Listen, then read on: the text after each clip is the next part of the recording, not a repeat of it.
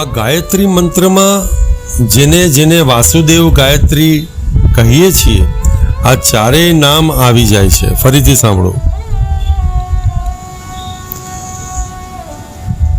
નમો ભગવતે તુભ્યમ વાસુદેવાય ધીમહિ પ્રદ્યુમ્નાય અનિરુદ્ધાય નમઃ સંકર્ષણાય.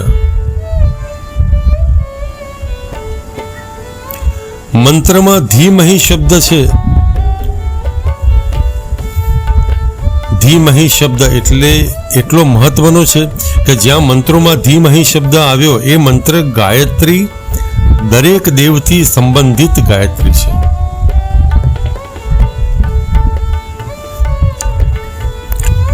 ધીમહિ અમે ધ્યાન કરીએ છીએ એકદંતાય વિદ્મહે ગણેશ ગાયત્રી વક્રતુંડાય ધીમહિ તન્નો દંતી પ્રચોદયાત.